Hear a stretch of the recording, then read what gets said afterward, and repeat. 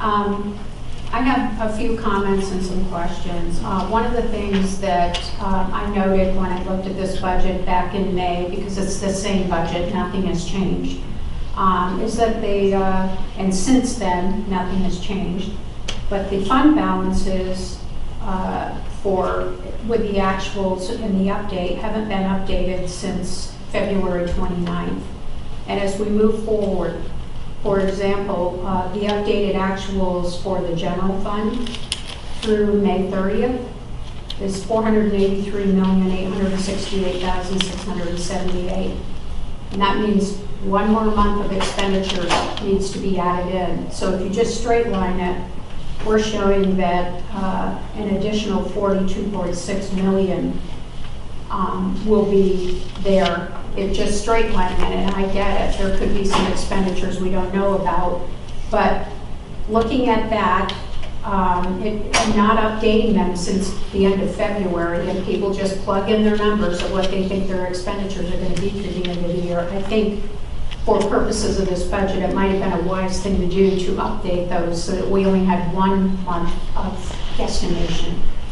And the other thing I'll note is that the special revenues, which I believe is mostly grants, their updated actuals through the end of May are $190,244,439. And again, straight lining, that shows it comes to $207,539,388. I'd be concerned that maybe we're not submitting billings for these grant funds because that's what we've gotten in. That's just something that kind of jumped out at me. And the same with the other funds, the same thing. And obviously enterprise funds, we typically, because of the wastewater department, end up with a lot there. But that concerned me. In the June 23rd memo, you just talked about this, how we lowered the primary property tax rate down to 3.9220. That's for purposes of the budget presented today. From the current year, 3.9996, which is about a 7.5% reduction. And then you went on and you discussed how the overall rate increased by about 24.5 cents. We need to be clear and we need to be honest with the public. That 17-cent rate reduction is a result of the voters of this community saying, no, we're not going to approve any more bonds. We're not going to approve any more debt. That's why that rate goes down 17 cents, is because the taxpayers of this community said no more. Voters are, and what has happened, the valuations have gone up.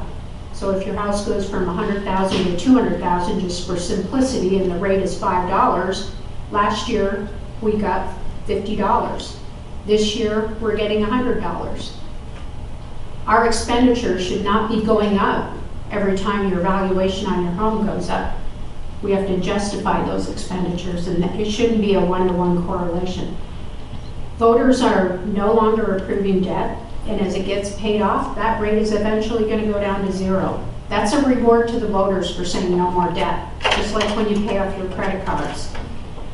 The county supervisors didn't have anything to do with that. That was the voters and the people in this community saying no. So that rate would have gone down anyway, so we had nothing to do with that. If the county supervisors had had their way, as someone spoke about earlier, close to $1 billion in bond debt, 800 and some odd million would have been approved, and we would have had that debt, and this rate would have been on the rise and would have been that way for many, many years. So thank God the voters of this county are fiscally responsible. I want to be clear that taxpayers need to look at their property tax bills line by line. You don't look at the bottom line because of this debt service. And then they need to understand where the tax increases are, because if this budget passes today, this board has again failed the taxpayers of this community by increasing taxes at a time with high unemployment, with all this uncertainty, which to me is obscene. And since the May 19th memorandum and the meeting, Mr. Huckelberry talks about all these budget reductions, personnel reductions, PCM reductions, and all the machinations we've been through since then. But who? The numbers didn't change a bit. They're exactly the way they were since May 19th. There's been no reduction, not one penny. And the primary budget levy is increasing, as he said, by about 3.5 to 3.6 million. The library and flood district are again increasing property taxes. These are real increases to the taxpayers of this community. And then you again today talked about, and on your May 19th memorandum on page 4, and I'll quote, the combined overall county proposed budget for fiscal year 21 is $1,422,509,322. And it's $111 million over the current year budget, $111 million more expenditures, or 8.5% more. And you stated again today that 67 million of that increase is due to the COVID expenditures. What you forgot to tell people is we've already been paid that 67 million, so the net effect on the budget should be zero. We got the grant, $87 million, 27 million in this year, and 67 million for next year. So that makes no sense that that's causing an increase in the budget. That should, when those numbers, when you have an incoming and an outgoing that we're spending, that should net to zero. So that makes no sense to me. And that is the same thing with the roads. We're issuing debt for those roads. We're not paying them all off in fiscal year 21. We're probably going to pay, what, 5 million as they get issued, and you said it was a 5-year payback. We're not paying them all off in 1 year, so that shouldn't have caused that level of increase, $50 million increase in expenditures.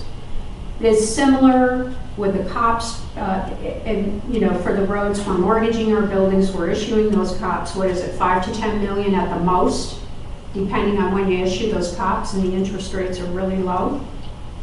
And you recommend against reducing the levies and rates due to the uncertainty of COVID, the uncertainty of budget transfers, etc.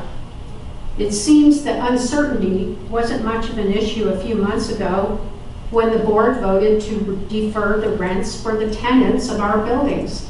They could have gone to the federal government like everybody else. But I believe I could pull up that video. It's not a problem. Financially, we're good, not an issue. Now it's suddenly an issue. You stated the county could absorb this without any problem. And this board voted to do this.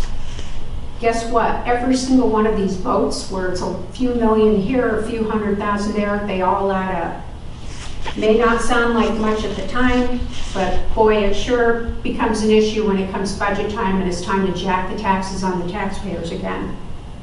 And now, a few years ago, if everybody remembers, the $15 million investment in Worldview, and we're reading about Jane Pinter and Tabor McCallum opening a new business down in Florida after they fled Pima County after blowing the place up, that will directly compete with Worldview Enterprises. The taxpayers are now stuck with that $17 million bill. We own a launch pad, we own a building. And that business appears to be closed, and that is just wrong. But it's on and on and on. We always have money for this. We have $30,000 today to fund, as the gentleman said, the cartels and the people that are abusing people coming across this border, encouraging them to break the law. We always have money for that. The library and flood district, again, the same machinations. Oh, we reduced the head count, we did this, but the budget numbers didn't change a penny. And then you go into Maricopa County. They're increasing their taxes as well. And I think we need to understand that the property taxes in Maricopa County are far less than Pima County. The rate up there is $1.62 per hundred of net assessed value, and ours is 3.992 or 9220 is the proposed this year. That's a significant difference, and the thing you forget about is that it's irresponsible of Maricopa County to be raising their property taxes at this time too. And I was really glad to see Rodney Glassman, who is a candidate for assessor, calling them out for doing so. And you talk about Pima County having the 5th lowest property taxes in the country. Probably true, but guess what? We're one of the slowest recovering counties in the country after the recession. We have not much of a tax base when it comes to manufacturing, when it comes to creating jobs. We're mostly a service industry. We rely on a lot of tourism. And we have the highest paid county administrator in the state. Did anyone mention that? More than $400,000 in compensation per year, more than the President of the United States, who donates his salary, by the way, to charity. And we have a large population of seniors on fixed incomes. All of the children living in poverty in this community. We see the reports over and over. Yeah, we're going to raise the property taxes again. We're going to do that to the people in this community. It seems that this board is looking out for everybody except for the taxpayers and the residents of this community. We're in a pandemic. We haven't begun to feel the impacts yet. The unemployment across this country, what is it, more than 30 million people unemployed? Yet we sit here today ready to vote on another property tax increase for taxpayers who are hurting, who haven't got jobs. We're lucky here because the taxpayers are funding us. We all have jobs. We're all getting our paychecks. They're not. It really sickens me. And why can't we give the we did the TNT Truth and Taxation hearings last year. Why can't we for once give the homeowners and taxpayers of this community a break? The business owners that are struggling, the restaurant owners, we heard from them. They're hurting, but we're going to jack the taxes. You know what's going to happen as we continue to do this? We're not going to have a tax base left because these people are going to be closing their businesses. Then we'll have to deal with that. Why can't we cut back on our spending? Why can't we do that for once? We can't. We're addicted to the money. Well, the money isn't going to be there if we put a whole bunch of people out of business because we're jacking their property taxes. The loss of wages, the uncertainty in their lives. We always say, oh, we have uncertainty. What about the people who pay for all of this? The uncertainty there. It really sickens me, and we do this every year. And when you say Pima County, our property tax rate is the highest in the state. It's 0.81% of the median house price. Maricopa County, 0.59% of the median priced house. The state of Arizona, all combined, 0.72% of a median priced house. We are the highest property tax in the state. And during a pandemic, we can't be responsible enough to cut these expenditures, at least keep their property taxes the same. There were people crying. And today, in my inbox, I get an email from Maribel. They have 118 employees, 58 massage therapists, 12 estheticians, 3 fitness consultants, 3 spa coordinators, on and on. They cannot afford to bring these people back to work because tourism is down. People aren't coming to their facility. But okay, let's jack the taxes. Let's see if Maribel stays open. Let's keep doing this to people. This is horrible that we continue doing this every year and talk about everybody being responsible. First thing we do is point and blame the state. First thing we do is go, Maricopa's doing it, we should do it. We shouldn't be following people off a cliff. And that's all I have to say about this today. It's absolutely disgusting during this time that we're jacking taxes. For once, we need to tighten our belts. Thank you.